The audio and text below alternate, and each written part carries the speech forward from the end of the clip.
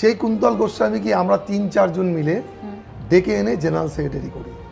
অন্তত তার কাছে আমি আশাটা করেছিলাম যে উনি আমাকে, এই যে দাদা, শিলিগুড়ি শহরে এখন 20টা থেকে 25টা কোচিং ক্যাম্প রানিং, আচ্ছা, রানিং ক্যাম্প চলছে, মানে যেগুলো প্রাইভেট চলছে। তারা মানে কি হচ্ছে, চিন্তিত হয়ে পড়েছে যে আমাদের কি হবে, যে আমাদের বাচ্চারা কি আর চান্স পাবে না। কুন্তলদাকে যে সম্মানটা করতাম, আরেকজনকে আমি খুব রেসপেক্ট করতাম, যার নাম সজল মন্ডল, তাকেও আমি খুব রেসপেক্ট করতাম, তাকেও আমি একটা গার্জেন হব। তারা এমন কোনো দিন হয়নি যে তারা আমাকে কোনো কথা বলেছে আমি শুনিনি, কিন্তু তারা যে আমাকে কেটে দেবে বা তারা যে আমাকে সরিয়ে দেবে, এটা আমি স্বপ্নেও ভাবতে পারিনি, বা এটা আমি চোখ বন্ধ করে এখনও ভাবতে পারছি না যে এরা আমাকে পিছন দিক থেকে চাকু মেরেছে। এরা যদি আমাকে ডেকে 7 দিন আগে বলে দিত, তাহলে আমি কি হতো, আমি লোককে জানিয়ে দিতাম যে আমার ব্যবসায়িক কারণে বা আমি কিছু কারণে, তো শিলিগুড়ি শহরে মেয়রকে কনভিন্স করে একটা মাঠে ফ্ল্যাট লাইট লাগলো, সেটা ব্যবসা করা হচ্ছে, তাহলে সেখান থেকে আমি জানি না কর্পোরেশন কি কোনো টাকা পাচ্ছে, বা আজ অবধি শিলিগুড়ি মহকুমা ক্রীড়া পরিষদ, আমি যতদিন ক্রিকেট সেক্রেটারি ছিলাম, এক যুগেরও বেশি শিলিগুড়ি মহকুমা ক্রীড়া পরিষদকে সময় দিয়েছেন এবং শিলিগুড়ি মহকুমা ক্রীড়া পরিষদকে সাজিয়ে তুলেছেন। শুধু একটা বিল্ডিংকে সাজিয়ে তোলা নয়, বা তার খোলনলচে যেগুলো রয়েছে সেগুলোকে সাজিয়ে তোলা নয়, শিলিগুড়ি মহকুমা পরিষদ এলাকার যে বিস্তৃত যে জায়গা রয়েছে সেই জায়গার থেকে প্রতিভাদেরকে তুলে এনেছেন বারবার। যারা একটু প্রত্যন্ত এলাকার, যাদের সেইভাবে ক্ষমতা নেই অর্থনৈতিকভাবে, তাদেরকে স্বাবলম্বী করার প্রয়াস বারংবার তিনি করেছেন। কিন্তু এক যুগ পর আজ যদি নতুন করে দেখা যায়, সেই শিলিগুড়ি মহকুমা ক্রীড়া পরিষদের যে কমিটি রয়েছে সেই কমিটিতে কিন্তু স্থান পেলেন না আমাদের এই শহরের ছেলে মনোজ ভার্মা। কারণ মনোজ ভার্মার নামই কিন্তু আমরা আমাদের পরিচয় শিলিগুড়ি মহকুমা ক্রীড়া পরিষদকে ঘিরেই এবং খেলার জগৎকে ঘিরে যার এই দান বা খেলার জগতের জন্য যিনি নিরলস প্রয়াস করেছেন, তিনি এবার কমিটি থেকে বাদ পড়লেন। স্বাভাবিকভাবেই প্রশ্ন তো উঠছেই সকলের মধ্যে, কারণ এই প্রশ্ন শুধুমাত্র সাধারণ মানুষের মধ্যে না, যারা প্রতিভাবান খেলোয়াড়রা রয়েছেন, যারা ভরসা করেছিলেন মনোজ ভার্মার ওপরে, যারা ভরসা করেছিলেন যে তাদের অর্থনৈতিক প্রতিকূলতা থাকা সত্ত্বেও তারা এগিয়ে যাবেন, বিভিন্ন প্রান্তে দেশের রাজ্যের বিভিন্ন জায়গায় ছড়িয়ে পড়বেন, সেই জায়গায় দাঁড়িয়ে তারা কিন্তু যথেষ্টই আশাহত হয়েছে। আজ আমরা মনোজ ভার্মাকে স্টুডিওতে পেয়ে গিয়েছি, আর কারণ আমাদের মনের মধ্যে প্রশ্ন আসছে যে কি এমন ঘটনা ঘটলো বা কি এমন হলো যার জন্য এত দিনের নিরলস প্রয়াস আজ যদি বলা যায় ব্যর্থ হয়ে গেল। তো প্রথমেই বলবো, যেই খবর আমাদের কাছে এসছে আমরাও সত্যি আশাহত হয়েছি, কিন্তু সেই জায়গায় দাঁড়িয়ে মনোজদা বলবো যে তুমি অনেকটা ওভারকাম করে নিয়েছো, কিন্তু তুমি কি বলবে এই বিষয়টা, যে হঠাৎ এটা কেন হলো, কি ব্যাপার? নমস্কার সবাই, খবর সময় সমস্ত দর্শককে আমি মনোজ ভার্মা। একটা জিনিস বলবো যে ক্রিকেট শিলিগুড়ি শহরে যে ডেভেলপমেন্ট হয়েছে তার জন্য খবর সময়ের অনেক অবদান আছে। সব সময় যখনই আমি বলেছি, আপনারা পাশে এসে দাঁড়িয়েছেন, দেখিয়েছেন, লোকদের হয়েছে যে রিসেন্ট একটা এই যে 3টে বাচ্চা নদীর পাড়ে, তাদের খবর করা, তাদেরকে আপনারা যে ওমেন্স ডেতে আপনারা যে প্রোগ্রাম করেন সেখানে নিয়ে যাওয়া, ওই গরিব বাচ্চাগুলোকে মঞ্চ দেওয়া, এটা কেউ করে না সাধারণত, এইসব নিউজ করে না, এত বড় পোর্টাল করে না, তাদের মজাদার মশলা লাগে। আমি মনে করি শিলিগুড়ি শহরের ক্রিকেট যখন আমি আসি, যখন প্রথমবার আসি আমি, তখন আমি প্রথমবারই আমি অ্যাসিস্ট্যান্ট ক্রিকেট সেক্রেটারি হই। অ্যাসিস্ট্যান্ট ক্রিকেট সেক্রেটারি হওয়ার পরেই আমার একটু গন্ধ কেমন কেমন লাগতো। কেননা কি হয়, আজকালকার প্রত্যেকের বাড়িতে 1-2 করে বাচ্চা, সেই বাচ্চাগুলো পড়াশোনার শিডিউল এত টাইট থাকে, তার মধ্যে তারা কম্পিটিশানে ক্রিকেট খেলে, যোগ্যতা আছে, সুযোগ পাচ্ছে না। স্পেসিফিক কিছু লোকের জায়গায় গেলেই পাচ্ছে, নাহলে পাচ্ছে না, মানে অনেকটা মুখ চেনা মুগের ডাল একদম। তো প্রথম দিকে থেকে আমি লড়তে শুরু করলাম, মানে অ্যাসিস্ট্যান্ট ক্রিকেট সেক্রেটারি হওয়ার 6 মাস পর থেকে আমি লড়তে স্টার্ট করলাম।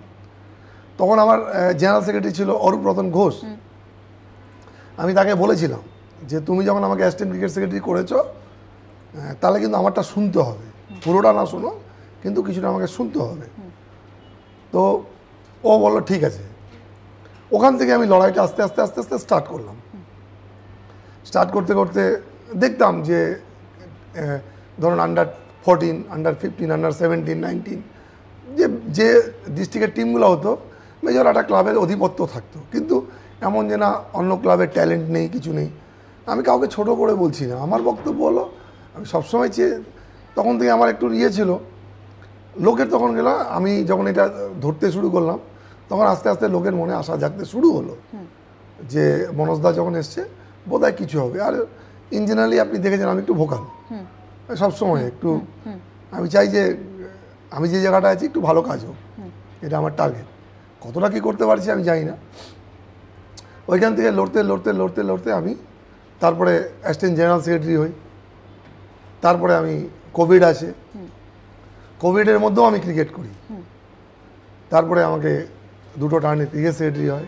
ক্রিকেট সেক্রেটারি ধরার পরে শিলিগুড়ি শহরে একটা অমূল পরিবর্তন এসছে। অল বেঙ্গল সিনিয়র ডিস্ট্রিক্টে T20-তে শিলিগুড়ি চ্যাম্পিয়ন হয়েছে প্রথমবার। আমার এখানে প্রচুর বাচ্চা, প্রচুর মেয়েরা ক্রিকেট খেলছে, কম্পিটিশন ক্রিকেট খেলছে। আপনার বেঙ্গল প্রো লিগে 7টা 8টা মেয়ে খেলছে, ছেলেরা খেলছে। এটা বড় সাফল্য, একটা বড় আমি আমি আমি সাফল্য এখনও এটাকে মনে করি না। আমি চেয়েছি যে আমার শহরের বাচ্চা, শুধু শহর না প্রত্যন্ত গ্রাম থেকে বের করে নিয়ে আসা। কেননা আপনি একটা জিনিস দেখবেন যে গরিবের ঘরেই ট্যালেন্ট হয়, একদম তাই, গরিবের বাড়িতেই ট্যালেন্ট হয়। নালে ওই বিধাননগর বাতাসি, কারণ তারা অভাবটা বোঝে আর ওই অভাবের কারণে বোধহয় আরো বেশি খিদেটা থাকে। মানে বাতাসিতে একটা ক্যাম্প আছে, খড়িবাড়ির থেকে বাচ্চা খেলছে, নকশালবাড়ি থেকে খেলছে, বাগডোয়া খেলছে, মাটিগাড়া পতিরাম থেকে খেলছে, এদিকে আপনার চাম্পাশাড়ি অনেক, ওদিকে সাউডাঙ্গির ভিতরে, মানে চারিদিকে ক্যাম্প হয়ে গেছে, ভর্তি ক্যাম্প। আর তাদের একটা আমার প্রতি আশা যে মনোজদা আছে, দেখে নেবে বা মনোজদা করে দেবে। আমি খুলে ফেলেছিলাম, সেই জন্য এই বছর আন্ডার 15-এ আমার টিম ফাইনালে গেছে। অল বেঙ্গল সারা বাংলায় আন্ডার 15-এ শিলিগুড়ির টিম ফাইনাল এর মধ্যে খেলতে যাবে। আমার যেটা দেখুন দুঃখ যেটা, যে আজকে আপনি এখানে চাকরি করছেন খবর সময় অফিসে, আপনি খুব মন দিয়ে কাজ করছেন। কালকের দিনে হয়তো মালিকের ইচ্ছা হলো যে না আপনাকে রাখবে না, নিশ্চয়ই আপনাকে 1 মাসে আগে নোটিশ দিবে, আপনাকে সেফ প্যাসেজ দিবে। কেন আপনার সবসময় মানুষের উচিত যে সামনের লোকটাকে সম্মান দেওয়া। হতে পারে আমার কার্যকলাপ ওনাদের ভাল লাগেনি, ওনাদের মনে হচ্ছে যে মনোজ ভার্মা আমার কন্ট্রোলে নেই, হয়তো ওর ফোকাসটা বেশি হয়ে যাচ্ছে, ও বেশি নাম করে ফেলছে। আমাকে বলে দিতে পারতো, কেননা ব্যক্তিগতভাবে আমি বলি যে আমার দাদা আছে বাবলু ভার্মা, তাকে যত সম্মান আমি করি না বা তার কথা যত আমি শুনি না, তার থেকে বেশি আমি যে আজকের দিনে জেনারেল সেক্রেটারি কুন্তল গোস্বামীর কথা আমি শুনি। এই কুন্তল গোস্বামী SMKP রিজাইন দিয়ে চলে গেছিলেন। সেই কুন্তল গোস্বামীকে আমরা 3-4 জন মিলে ডেকে এনে জেনারেল সেক্রেটারি করি। অন্তত তার কাছে আমি আশাটা করেছিলাম যে উনি আমাকে, যে দাদা যে মনোজ কিছু প্রবলেম আছে, তোকে আমি এবার ক্রিকেট সেক্রেটারি করতে পারছি না। তাতে কি আজকে শিলিগুড়ি শহরে যে জিনিসটা হচ্ছে, শহরের মানুষ মানে ক্ষিপ্ত, মানে আমি ফোন অ্যাটেন্ড করতে করতে পাগল হয়ে গেছি, আমি জবাব দিতে পারছি না। কেন যেন আমার মনে হয়েছে যে আমি তৃণমূল করি আর ওখানে একটা CPM কংগ্রেস আর বিজেপির একটা জোট হয়ে গেছে। আচ্ছা, মানে ডাইরেক্ট শিলিগুড়ি শহরে যে তৃণমূল কংগ্রেসটা পিছিয়ে আছে তার একটা মেজর কারণ এটা।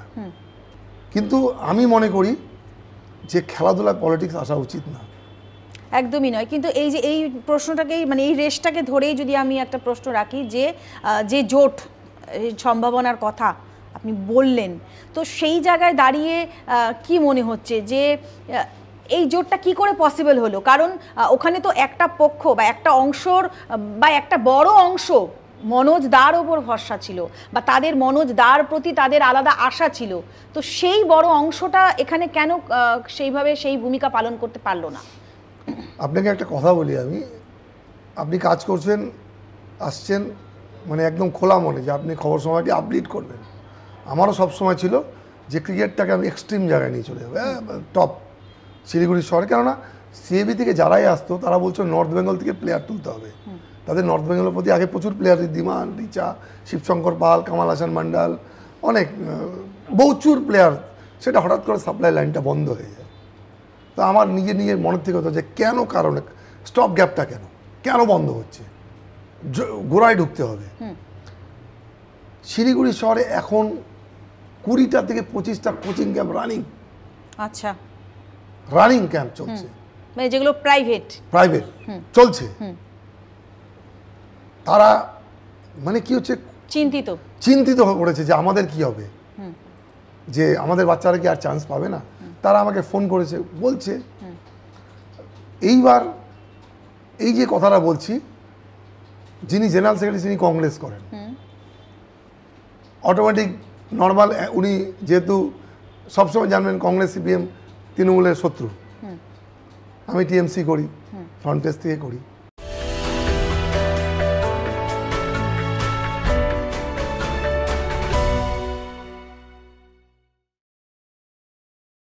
আমার অভিভাবক বলতে পারেন, বা আমি যার কথা মানি, যার কথা শুনি, তার নাম গৌতম দেব, আগে কৃষ্ণপাল ছিল। এরা দেখলো এইভাবে হবে না, এরা তখন নিজেরা ভিতরে, আমি বুঝতে পারিনি যে এরা আমার পিছনে। আর দেখুন, কাজ করতে গেলে ভুল ত্রুটি হয় না, আমি এরকম বলবো না যে আমি এই 10 বছর 12 বছর কাজ করতে গিয়ে আমার দ্বারা কোনো কিছু ভুল হয়নি, নিশ্চয়ই আমার ভুল হয়েছে, আমি তো মানুষ। কুন্তলদাকে যে সম্মানটা করতাম, আরেকজনকে আমি খুব রেসপেক্ট করতাম, যার নাম সজল নন্দী, তাকেও আমি খুব রেসপেক্ট করতাম, তাকেও আমি একটা গার্জেনও। তারা এমন কোনো দিন হয়নি যে তারা আমাকে কোনো কথা বলেছে আমি শুনিনি, কিন্তু তারা যে আমাকে কেটে দেবে বা তারা যে আমাকে সরিয়ে দেবে, এটা আমি স্বপ্নেও ভাবতে পারিনি, বা এটা আমি চোখ বন্ধ করে এখনও ভাবতে পারছি না যে এরা আমাকে পিছন দিক থেকে চাকু মেরেছে। এরা যদি আমাকে ডেকে 7 দিন আগে বলে দিত, তাহলে আমি কি হতো, আমি লোককে জানিয়ে দিতাম যে আমার ব্যবসায়িক কারণে বা আমি কিছু কারণে সরে যাচ্ছি, তাহলে না খেলাধুলার ক্ষতিটা হতো না। আজকে যে ছেলেটা ক্রিকেট সেক্রেটারি হয়েছে, সে রাজা আমার বন্ধু, সে যদি আমার কাছে সাহায্য চায় আমি সব রকম সাহায্য করবো, কেন তো আমি তো এসি মেম্বার। আর একটা জিনিস খেয়াল করবেন, শিলিগুড়ি শহরে ক্রিকেটটা একটা উপর জায়গায় চলে, প্রচুর বড় বড় খেলা করেছি আমি, আমার টিমরা করেছে, তাদের একটা আশা আকাঙ্ক্ষা, শিলিগুড়ি পাবলিকের একটা আকাঙ্ক্ষা আছে যে এই ধরনের খেলা কি বন্ধ হয়ে যাবে, তারা চিন্তিত। আমি বলতে চাই আপনাদের মাধ্যম দিয়ে যে আমি যেহেতু ইসি মেম্বার, আমি এসএমকেবিকে অ্যাপ্রোচ করব, যদি এসএমকেবি যে কথাটা না শোনে, তাহলে আমি নিজের তরফ থেকে, আমার ক্লাব আছে, ক্লাবের থ্রু থেকে আমি করব, বা আমার যারা টিম আছে, যারা আমাকে শুভচিন্তক, শিলিগুড়ি শহরের ক্রিকেটের ক্ষতি হবে না, এটুকু আমি আপনাদের কথা দিতে পারি। আর একটা কথা বলতে পারি আমি, যে শিলিগুড়ি শহরে আমার আগেও বলেছি যে আমার 53 বছর বয়স হয়ে গেছে, মানে শিলিগুড়িতে আসা, আমি 56, আমার 3 বছর বয়সে এসেছিলাম। আমি কোনোদিন নিজেকে না হিন্দিভাষী মনে করিনি, আমি শিলিগুড়িবাসী মনে করেছি। আমি এই খেলাধুলা, এই সোশ্যাল ওয়ার্ক করতে গিয়ে আমি এটা ভুলে গেছিলাম যে আমি একটা হিন্দিভাষী, কেন আমি শিলিগুড়িটাকে আপন করে নিয়েছিলাম। আমি সবসময় ভালো করতে হবে, খেলাধুলা করতে হবে, এটা করতে হবে, ওটা সারাক্ষণ এইসের মধ্যে। আপনারাও দেখেছেন হয়তো এইগুলা করতে গিয়ে কিছু লোকের নজরে আমার গাত্রদাহ হয়ে গেছে বোধহয়, কিন্তু সেটা আমি একটু আশা করেছিলাম যে আমাকে ডেকে বলবে, যে লোকটাকে ধরুন আমি বলছি যে অরূপরতন ঘোষ, যিনি এক্স জেনারেল সেক্রেটারি মহকুমা ক্রীড়া পরিষদের, সেও আমার ক্লাবের। এই কুন্তল গোস্বামীর জন্য আমি গৌতমদার কথা রাখিনি, কৃষ্ণপালের কথা রাখিনি, এই কুন্তল গোস্বামীকে জেনারেল সেক্রেটারি করবো বলে আমি ওই অরূপরতন ঘোষের সাথে ঝগড়া করে অরূপরতন ঘোষকে সরিয়েছিলাম। সে আমাকে একদিন বলেছিল যে মনোজ, খাল কেটে কুমির আনলি তো, তুই বুঝবি মজা, যেদিন তুই বুঝবি সেদিন তুই আমাকে বলবি। আর একটা কথা বলেছিল যে ও আমার ছোটবেলার বন্ধু, আমার থেকে তুই বেশি ভালো চিনিস না, কিন্তু বিশ্বাস করো সৌমি, আমি না ভদ্রলোককে আজকের দিনেও অন্ধের মতো ভালোবাসি, যে এই লোকটা এরকম করতে পারে না আমার সাথে। এটা আমি এখনো বসে চিন্তা করি যে লোকটার কাছে আমি এটা আশা করি না যে একবার বলবে। তুমি বিশ্বাস করবে না, যেখানে এতগুলো বছর দেওয়া, এতগুলো বছর, এবং যেটা দেখা যায় যে ফিল্ড ওয়ার্কে সবসময় থেকেছে, কারণ ঘরের ভেতরে কাগজে কলমে কাজ আর বাইরে গিয়ে মানুষকে খুঁজে বা প্রতিভা খুঁজে তাদেরকে তুলে আনা, দুটোর মধ্যে কিন্তু আকাশ পাতাল তফাৎ রয়েছে। এই যে তুমি বাইরে গিয়ে মাঠে ঘাটে কাজ করো, এই কোভিডের সময় এই নদীর পাড়ে রোদের মধ্যে চলে যাচ্ছে, আমি ঘরে বসে আছি, তুমি মাথায় এরকম ফেটটি বেঁধে চশমা পরে শুধু তোমার চশমাটা দেখা যাচ্ছে, এই যে কাজ করছো, তারপর থেকে যদি তোমাকে বসিয়ে দেওয়া হয় কোনো মানে যুক্তি ছাড়া, তাও আমাকে বলা উচিত ছিল। আমি মনে করি আমি এটুকু আশা তো করি যে আমি কথা দিচ্ছি, আমার সাথে মানে আমি নিজেও ক্রিকেট প্লেয়ার, আমার রক্তের মধ্যে ক্রিকেট আছে। আর অ্যাকচুয়ালি কি হয়েছে বুঝলা তো, মানে এটা আমি ভিতরের কথা বলি, মানে আমরা তো ক্রিকেট অ্যাসোসিয়েশন অফ বেঙ্গলের এখান থেকে আমাদের একজন রিপ্রেজেন্টেটিভ যায়। আমার সবসময় থিঙ্কিং ছিল যে এমন লোক ওখানে যাবে যে যে শিলিগুড়ি শহরের জন্য লড়াই করবে, নিজের জন্য না, শিলিগুড়ি শহরের জন্য লড়াই করবে, শিলিগুড়ি শহরে খেলা আনবে, শিলিগুড়ি শহরের বেশি প্লেয়ারকে সুযোগ করে দেবে। এইবারকার রিপ্রেজেন্টেটিভ যাওয়ার জন্য আমার সাথে কুন্তল বাবুর একটা জোরদার লড়াই হয়েছিল। আচ্ছা, উনি যাকে মানে এই নির্বাচনের আগে, হ্যাঁ এই নির্বাচনের আগে, বিফোর 3 to 4 মান্থস আগে আমি বলেছিলাম আপনি এমন লোককে পাঠান। দেখুন কতগুলো জিনিস হয়, এইসব যে এগুলো হয় এগুলা ইসি মিটিংয়ে পাস হয়, চিঠি আসে, সে চিঠি দেখানো হয়, মানে অতীত দিনে বলছে বিকাশ ঘোষ, সমীর বিন্দু ধর, পীযূষ কান্ত ঘোষ, অরূপ রতন ঘোষ, ভুলু ভৌমিক, প্রত্যেকের সময় ইসিতে এগুলা পাস হয় তারপরে পেন্ডিয়া, সে উনি যাকেই পাঠান। এবার কারণ কি হচ্ছে, যদি মনে করুন আপনি জেনে গেলেন যে অমুক লোকটাকে ধরলেই আমি রিপ্রেজেন্টেটিভ যেতে পারবো, তাহলে তো আপনি ইসি মেম্বারকে ধরবেন না, আপনি তো তাকেই ধরবেন, তার পিছনে ঘুরঘুর করবেন। এইবার যেটা আমার ক্রিকেট সেক্রেটারি না হওয়ার কারণটা, এই সিএবি রিপ্রেজেন্টেটিভটা একটা মেজর কারণ, যে আমি বলে দিয়েছিলাম। কুন্তল বাবু কাকে পাঠাতে চাইছিলেন, তার মনে কি অভিলাষ ছিল? উনি যাকে পাঠাতে চাইছিলেন উনি আমাকে বলেছিলেন ডাইরেক্ট যে এবার আমি পাঠিয়ে দিচ্ছি এই লোকটাকে, সামনেবার আমি তোর আমি বলছি আমার চাওয়া পাওয়া না, তুমি ব্যাপারটাকে ইসিতে ফেলে দাও, ইসি মেম্বাররা 32 ক্লাবে যাকে চাবে সে তাকেই পাঠাক, কিন্তু ব্যাপারটা ক্রিস্টাল ক্লিয়ার হোক, সবাই জেনে জিনিসটা যাক। আপনি জেনারেল সেক্রেটারি এই 32 জন ভোট দেওয়ার পরে আপনি হয়েছেন, আপনি তো ইন্ডিভিজুয়ালি হননি। আমি আজকের দিনেও বলছি যে কুন্তল গোস্বামী খুব ভদ্রলোক, সজ্জন লোক, কিন্তু উনাকে একজন ভদ্রলোক রিমোট কন্ট্রোল দিয়ে চালায়। এই জায়গাটাই আমার লড়াই ছিল, সেই নামটা কি প্রকাশ্যে আনতে চাইবেন? আমি বলছি আমার খুব ভালো বন্ধু, সবাই জানে আমি কি বলতে যাচ্ছি, তার বাড়ি রবীন্দ্রনগরে, খুব ভালো বন্ধু আমার, আমি তাকে আজকের দিনও রেসপেক্ট করি, তার প্রতি আমার আজকের দিনও ভালোবাসা আছে। কিন্তু আমার দুঃখটা, যে বন্ধুকে আমি এত ভালোবাসতাম, যার জন্য আমি রাত নাই বিরাত নাই, তার সবসময়, সে ঘর থেকে বেরোতো না, ওর একটা অ্যাক্সিডেন্ট হয়েছিল, একটা ঘটনা ছিল, তার কারণ ও বাড়ির থেকে বেরোতো না, ও কিচ্ছু করতো না, অন্ধকারে বসে থাকতো, তাকে আমি বাড়ির থেকে বের করেছিলাম, সেও আমাকে ভালোবাসতো, এরকম না। তার মনে, তাদের এই দুজনের মনে হলো, আর একটু খোঁজ দিয়ে দেখবেন, এই দুজনের টেবিল টেনিসটাকে শেষ করেছে। এই যে দুটো নাম বলছেন, এই যে শিলিগুড়ি শহরের টেবিল টেনিসটা যে শেষ হয়েছে, তাতে এই দুজনের হাত আছে। এই যে দুটো নাম বললাম, আপনি খোঁজ দিয়ে দেখবেন। আর আমার খুব ভয় যে যেরকম বালুরঘাট, দক্ষিণ দিনাজপুরে মহকুমা অফিসে যে তালা পড়ে গেছে, এদের দুজনের কৃতিত্বের জন্য এই মহকুমা ক্রীড়া পরিষদে তালা না পড়ে যায়, আমার এটা খুব ভয়। আমি আপনাদের মাধ্যমে কথা দিচ্ছি যে আমি ক্রিকেটের উত্থানের জন্য কাজ করে গেছি, আগামীতেও করে যাব, কিন্তু আমার খুব ভয় এরা যেরকমভাবে টেবিল টেনিসটাকে ধ্বংস করছে, এই দুজন আমার ভয় লাগছে ক্রিকেটটাকে ধ্বংস না করে দেয়, ফুটবলটাকে ধ্বংস না করে দেয়। কেননা এরা তো মাঠে যায় না, ওই ওপেনিংয়ে যায়, ফিতা কাটে, ব্যাট বল করে, ফেসবুকে পোস্ট করে, পোর্টালে বলল, তারপরে আপনি কোনোদিন দেখেছেন মাঠে এদেরকে? কোনোদিন না। ফুটবল লাগে, এই যে ফুটবল সেক্রেটারি, ফুটবলটাকে কোন জায়গায় নিয়ে গেছে?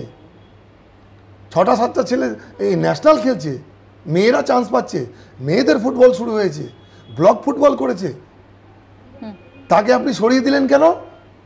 আপনি ডেকে আমাকে 6 মাস আগে বলছেন যে ফুটবল সেক্রেটারিকে আমি রাখবো না। দেখুন, আমি একটা ছোট্ট কথা বলতে চাই, যেটা হিন্দি হাই স্কুল মাঠ যেটা আছে, সেখানে একটা প্রাইভেট একটা মাঠ। তো যখন ওই মাঠটায় ফ্লাড লাইট লাগানো হয়, তখন যতন শাহ, যে উনি এখন ওয়ার্কিং প্রেসিডেন্ট, তিনি তখন মেয়রকে কনভিন্স করেছিল যে ওই মাঠটা মহকুমা ক্রীড়া পরিষদকে ইউজ করতে দেওয়া হবে, এটা উনি বলেছিল, যেহেতু উনার ওয়ার্ডে পড়ে। আর আমার কাছে যতটা খবর আছে, মেয়রকে এটা কনভিন্স করেই পারে, যেহেতু প্রাইভেট মাঠে ফ্লাড লাইট লাগানো যায় না। আর যা খবর আছে যে ওই মাঠের প্রচুর টাকা ভাড়া নেওয়া হয় খেলার জন্য প্রচুর টাকা ভাড়া নেওয়া হয়। তো এটা কি নিতে পারে কি না আমি জানি না। আমাকে একটা সংস্থা একদিন ফোন করেছিল যে আমরা খেলা করতে চাই, আমরা ওই মাঠে গেছিলাম, 60-70 হাজার টাকা এরকম চাচ্ছে, তো আমরা তাদের দিতে পারবো না, সম্ভবত একটা কোনো ব্যাংক হবে। তো আমরা যে চাঁদমুনি মাঠটা আছে, আপনি যে আমি দেখুন, আমার তো ওখানে গ্রাউন্ডসম্যানরা থাকে, আর আমার চৌকিদার ফকিদার থাকে গ্রাউন্ড রিপেয়ারিংয়ে, সেটা একটা মিনিমাম খরচা যেটা আপনার মনে হয়। তো বললো কী দিতে হবে? আপনার যা মনে হয় তাই দিবেন। তো বললো 10,000 টাকা। আমি হ্যাঁ ঠিক আছে। তারা চেক আমাকে 10,000 টাকা SMKB নামে দিয়েছিল, একদম পাকাতে টাকা, পাকাতে আমরা টাকা জমা করেছি। তো শিলিগুড়ি শহরে মেয়রকে কনভিন্স করে একটা মাঠে ফ্ল্যাট লাইট লাগলো, সেটা ব্যবসা করা হচ্ছে, তাহলে সেখান থেকে আমি জানি না কর্পোরেশন কি কোনো টাকা পাচ্ছে? বা আজ অবধি শিলিগুড়ি মহকুমা ক্রীড়া পরিষদ, আমি যতদিন ক্রিকেট সেক্রেটারি ছিলাম, সেই মাঠটা কি একটা দিনও দেয়নি, একটা দিনও দেয়নি। তাহলে এই জিনিসগুলা যতন শাহকে দেখতে হবে, যিনি আবার ওয়ার্কিং প্রেসিডেন্ট হয়েছেন। এই যে আমাদের লক্ষ লক্ষ টাকা খরচা হয়েছে মাঠ মেনটেন্যান্সে, কেননা এটা আমি একদম পরিষ্কার জানি, উনি ইসি মিটিংয়েও বলেছিল যে আমরা ওই মাঠটা আমাদেরকে খেলার জন্য দেবে, কিন্তু ওরা দেয়নি, আজ অবধি কোনো কিছু করেনি। ফ্লাড লাইট লাগিয়ে নিয়েছে কর্পোরেশন থেকে পারমিশন নিয়ে। আমি আশা করব যতন শাহর কাছ থেকে যে উনি মাঠটাকে, যেহেতু কর্পোরেশনে উনি বড় চেয়ারম্যান, কর্পোরেশনের কিন্তু একটা ট্যাক্স হবে যদি ওরা ভাড়া খাটে, যদি ভাড়া খাটে, মাঠটা ভাড়া খাটে, আমার কাছে খবর আছে ভাড়া খাটে, সুতরাং সেটা যেন কর্পোরেশন টাকা পায়। আর যদি কেউ খেলা করে, যদি আজকে জেলা খেলার করার জন্য কেন মাঠটা আমরা পাবো না, তখন কথাই হয়েছিল, সেটা ওনাকে দেখতে হবে। আর স্পেশালি আমি মেয়রকে আপনাদের মাধ্যমে জানাবো যে এরকম করে, তাতে সবাই এরকম করে নিজেরা মাঠ বানিয়ে ফ্ল্যাড লাইট লাগিয়ে ব্যবসা করবে, তাতে খেলাধুলার তো উন্নতি হবে না।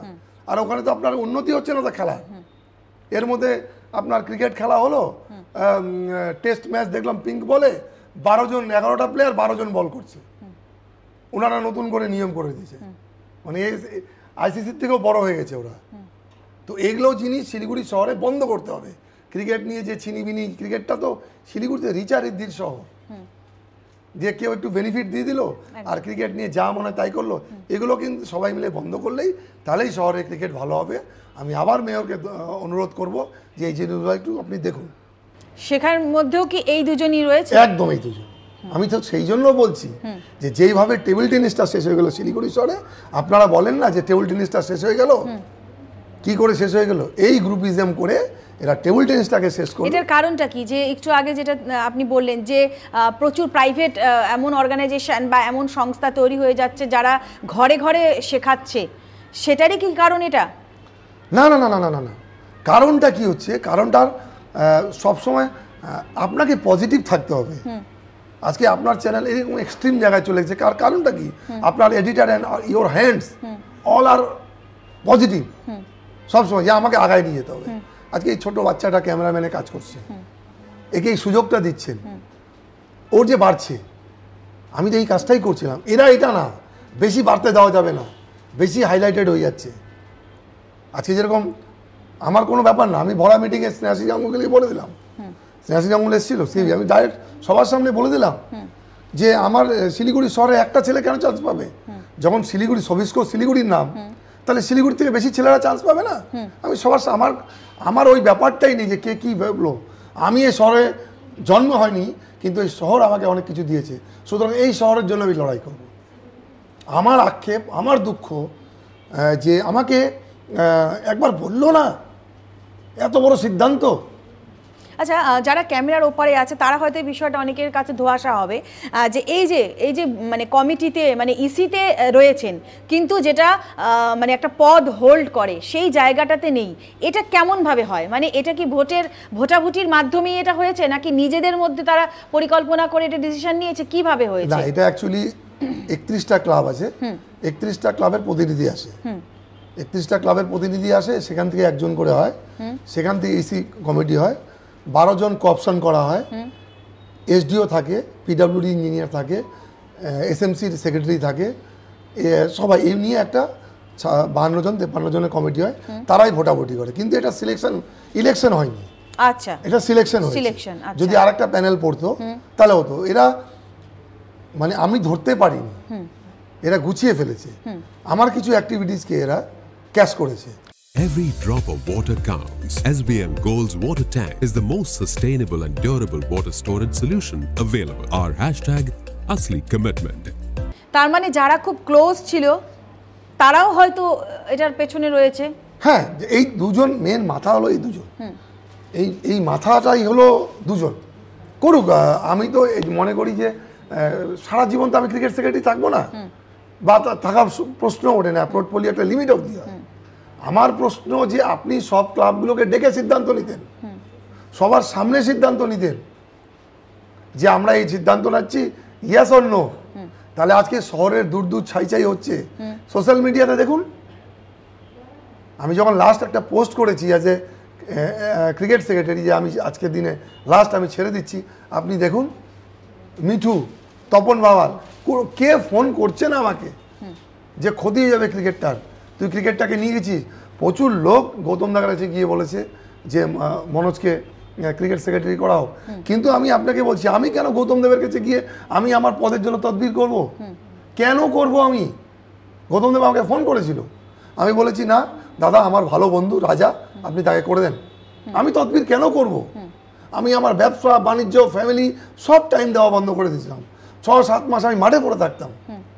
তা সত্ত্বেও যদি আমাকে এই দিন দেখতে হয়, তাহলে এর থেকে দুঃখের কি থাকতে পারে? যেই লোকটাকে নিজের দাদার থেকে দিয়ে, আমি তো বলছি আমার দাদার আক্ষেপ যে আমার নিজের মায়ের পেটে, সে বলে 2 দিন আগে আমাকে, যেহেতু ও তো আমার মায়ের পেটে, তো ওর তো ফিলিংস হয়েছে, তো আমাকে বললো দেখ এরকমই হয়, তুই তো আমার কথা শুনতি না।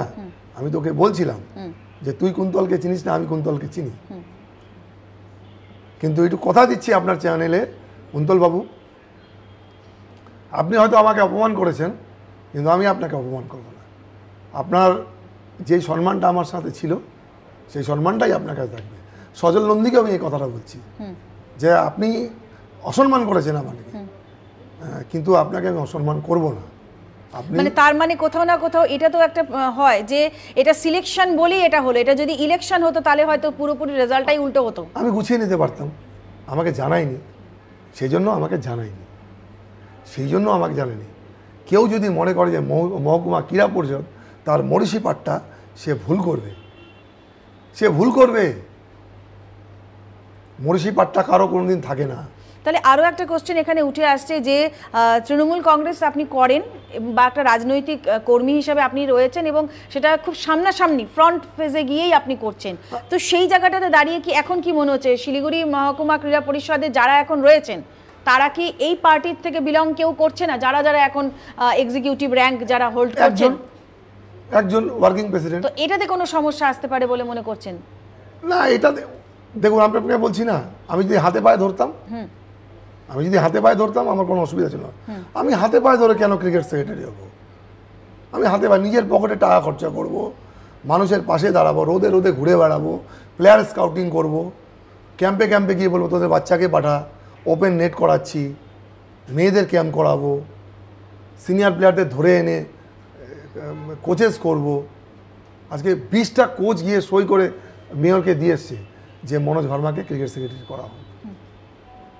এটাই তো প্রাপ্তি, এটাই আমার প্রাপ্তি। আমি সবার কাছে, আপনি দেখুন আমার ফেসবুক পেজ খুলে দেখুন যে লোক কি বলেছে, জেনারেল পাবলিক থেকে ক্রিকেট প্লেয়ার থেকে নিয়ে সবাই প্রত্যেকে বলছে যে মনোজ দাকে দরকার।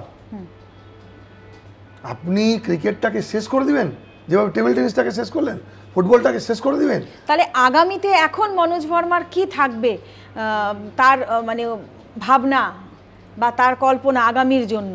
কারণ পদ সরে গেল, কিন্তু এই মনোজ ভার্মা আছে কিন্তু সেখানেই, কারণ তার প্রেম ক্রিকেটকে নিয়ে, তার প্রেম শিলিগুড়িকে নিয়ে। তাহলে কি থাকবে আগামীর ভাবনা? দেখুন, আমার চিন্তা ভাবনা একটা জিনিসই থাকবে যে আমি ক্রিকেটটাকে যে লেভেলে নিয়ে গেছি, যতটা লেভেল মানুষের কিন্তু একটা আকাঙ্ক্ষা বাড়ছে। আজকে প্রচুর গার্জিয়ান, আমি আপনাকে বলছি, একজন ভদ্রমহিলা আমি চিনি না, তো আমি বিধান মার্কেটে সবজি কিনছিলাম, সে আমাকে বললো স্যার कैसा है आप? तो আমি ভালো, আমি চিনতে পারিনি গার্জিয়ান। স্যার आपका चेहरा बहुत खराब हो गया है, थोड़ा ध्यान दीजिए आप। तो বলছি आप कौन? তো বললো ওর নাম বললো ছেলের, বাবা আমি মা। স্যার আপনি অনেক কিছু করেছেন ক্রিকেটের জন্য, হেনতেন হেনতেন।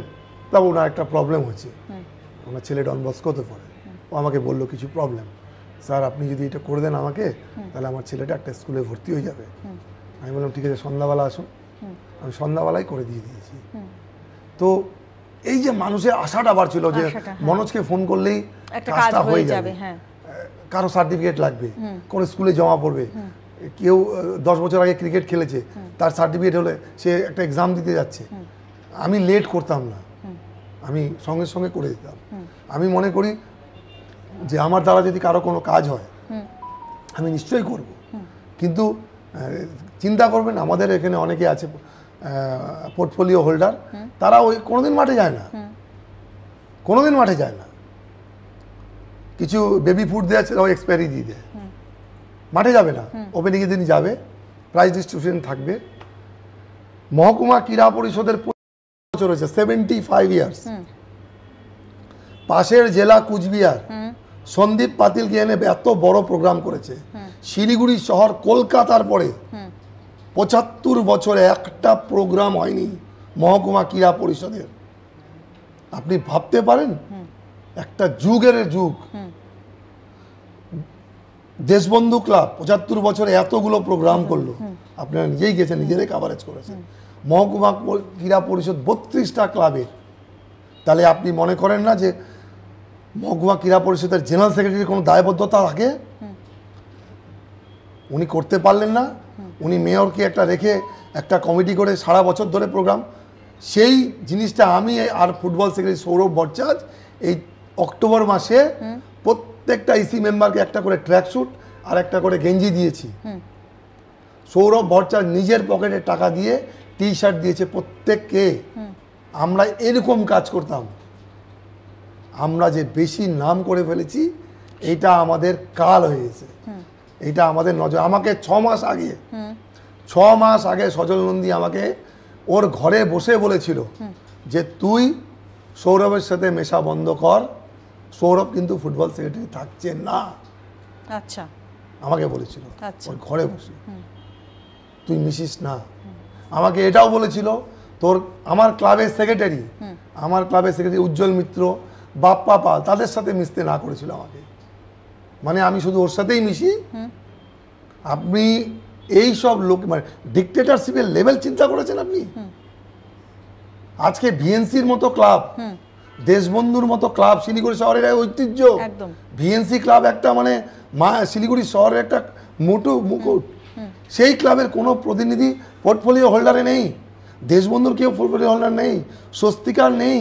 তো এটা তো একটা বিশাল ষড়যন্ত্র যদি বলা যায়। তাহলে এই ষড়যন্ত্রের জন্য কখনো এটা ভেবেছেন যে লিখিতভাবে কোথাও এটার একটা প্রোটেস্ট হওয়া উচিত বা অন্য রকম ভাবে প্রোটেস্ট হওয়া উচিত? এগুলো আমাদের অভিভাবককে দেখতে হবে আগামী দিনে। আমাদের অভিভাবককে কিন্তু এটা খুব ঠান্ডা মাথায় চিন্তা করতে হবে। শিলিগুড়ি শহরে যে আমরা কেন হারি এটা আমাদের অভিভাবককে চিন্তা করতে হবে। যারা ওখানে বসে আছে তারা কি ইলেকশন করবে? করবে না। তারা পিছনে ডোরে গৌতম দেবকে কি বলে আমরা জানি। এই গৌতম দেবকে প্রোগ্রামে ডাকতো না, একটা প্রোগ্রামে আমি 10 বছর আছি ডাকতো না, আমি ঝগড়া করে করে ডাকাতাম। এগুলো বুঝতে হবে। আমাদের নেতারা বোঝে না বলে আমরা এই মুখ থুবড়ে শিলিগুড়ি শহরে পড়ি। এই যদি অন্য জেলায় হতো, ক্ষমতা ছিল, আমি একটা জেলা কমিটির মেম্বার, এত কিছু করেছি খেলাধুলার জন্য, সরাতে পারতো আমাকে? পারতো না। আমাদের লোকের অ্যাগ্রেসিভ বাড়া। সমগ্র উত্তরবঙ্গবাসীর জন্য কি থাকবে বার্তা? কারণ মনোজ ভার্মা শুধু শিলিগুড়ি বলে নয়, অনেক জায়গায় কিন্তু তার পরিচিতি, এবং তার কাজের মধ্য দিয়ে তার এই পরিচিতি কিন্তু অনেক দূর পৌঁছেছে। আজকের এই পরিস্থিতি এবং এই পরিস্থিতিকে ওভারকাম করার পর কি থাকবে আগামীতে? মোটো দেখুন, সবচেয়ে বড় কথা, আমি ক্রিকেটের জন্য আছি। যে কোনো জায়গায় যার কাজে লাগবে, যখন ক্রিকেটের জন্য লাগবে, আমি আছি ক্রিকেটের জন্য। আমি ইসি মেম্বার, আমি প্রপোজাল দিতে পারি। সেটা মহকুমা ক্রীড়া পরিষদ যদি প্রপোজালটাকে অ্যাকসেপ্ট করে, ওয়েল অ্যান্ড গুড, নালে আমি ক্রিকেট করব। আমাকে কেউ আটকাতে পারবে না, কারণ আমার একটা টিম ওয়ার্ক আছে, আমি একলা করি না। আমি বারবার বলেছি, সঞ্জয় শর্মা একটা নাম হতে পারে, খবর সময় একটা টিম ওয়ার্ক, তাই তো? একদম। সাকসেসটা মানুষ কখন হয়? যে সে টিম ওয়ার্কটা করে, মাথায় একজন থাকে, কিন্তু সে চালায়। এই যে সুন্দর সঞ্চালনটা হচ্ছে, এই যে আপনি আমাকে স্টুডিওতে ডাকলেন, আমার ভিউজটা নিলেন, মানুষকে জানালেন, এইটাই this is the team work. আমি কথা দিচ্ছি, আমি ক্রিকেট থেকে এক পা পিছাবো না। আমি আগামীতে শিলিগুড়িতে ভালো ভালো ক্রিকেট দিব, কিন্তু আবার বলছি, আমার মানুষ চিনতে ভুল হয়েছে। দেখবেন মানুষ কি রিয়াকশন দিচ্ছে। আমি বারবার বলছি, আমার কোনো আক্ষেপ নেই, পদ কোনোদিন পার্মানেন্ট না, মানুষের ক্যারেক্টার, চরিত্র। আমি হাত জোর করে ক্ষমা চাচ্ছি যদি আমার কোনো ব্যবহারে বা আমার কোনো কিছু, কোনো ক্লাব রিপ্রেজেন্টেটিভ বা কোনো ক্লাবের লোকের বা কোনো শিলিগুড়ি শহরের লোকের যদি কোনো আমি হার্ট ফিলিং করে থাকি, যার জন্য আমি ক্ষমা চেয়ে নিচ্ছি, ক্ষমা প্রার্থী। কিন্তু শিলিগুড়ি শহর আমাকে অনেক কিছু দিয়েছে, আমি এই শহরের জন্য করে যাব, আমাকে কেউ আটকাতে পারবে না। একদম, অসংখ্য ধন্যবাদ আপনাকে। এবং আমরা যারা ক্যামেরার ওপারে রয়েছেন, যারা মনোজ ভার্মাকে চেনেন, এবং যারা শিলিগুড়ি মহকুমা ক্রীড়া পরিষদের যে নতুন কমিটি হয়েছে সেই বিষয় সম্পর্কে যারা ওয়াকিবহাল রয়েছেন, বা শিলিগুড়ির বিভিন্ন প্রত্যন্ত এলাকা, মহকুমা এলাকার যেগুলো মানুষরা রয়েছেন, তারা নিশ্চয়ই জানেন। এবং এটা কিন্তু মনোজদা একটা চ্যালেঞ্জ ছুড়ে দিলেন সকলের জন্য, যে পদ বড় কথা নয়, তিনি কাজ করতে ভালোবাসেন, তিনি কাজ করেন, আর তাই তিনি কাজ করে যাবেন ক্রিকেটের জন্য। আপনারা যে এই যে বাচ্চা গরিব মানুষদের পিছনে যে কাজটা করছেন ক্রিকেটের, আমি আশা করব যে আমি ক্রিকেট সেক্রেটারি থাকি না থাকি, আপনারা এই কাজগুলো করে যাবেন। তা আপনাদের কিন্তু সাহায্যটা আমার লাগবে, একদম। এই কাজটা করতে আমাকে খবর সময়কে লাগবে। নমস্কার আপনাদের দর্শককে, প্লাস অনেক অনেক মানে আন্তরিক তরফ থেকে টিম খবর সময়কে আমি ধন্যবাদ জানাই। সঞ্জয়কে অনেক বেস্ট উইশেস আমার পক্ষে থাকলো, যে আপনারা এগিয়ে যান, আপনাদের প্রচুর ভিউয়ার বাড়ুক। নমস্কার। একদম, অসংখ্য ধন্যবাদ দাদাকে। এবং আমরা অনেক দিন থেকে কিন্তু যারা শহরের বা শহর শিলিগুড়ি মহকুমা এলাকার মানুষরা রয়েছেন, এই বিষয়টা নিয়ে কিন্তু একটুখানি আমাদের মধ্যে ধোঁয়াশা ছিল। আজ অনেক কথা তিনি আজ বললেন, এবং অকপটে ক্যামেরার সামনে কিন্তু তিনি জানালেন। তবে তার কাজ থামছে না, তিনি তার কাজ একইভাবে করে যাবেন, এটাই কিন্তু কথা দিলেন। অবশ্যই আগামীতে কি হয়, শিলিগুড়ি মহকুমা ক্রীড়া পরিষদের এই টিমের তাদের যৌথ উদ্যোগে কি কাজ হয়, সেটাও নিশ্চয়ই সময় বলবে বা সময় দেখবে। নানান আপডেটের সঙ্গে আমি সৌমি ফের হাজির থাকছি। ধন্যবাদ। নাগাল্যান্ড স্টেট দিয়ে 200 গোল্ড মান্থলি লটারি, প্রথম পুরস্কার 1,50,00,000 গ্যারান্টেড। টিকিটের মূল্য 200 টাকা। প্রথম পুরস্কার শুধু বিক্রি হওয়া টিকিট থেকেই।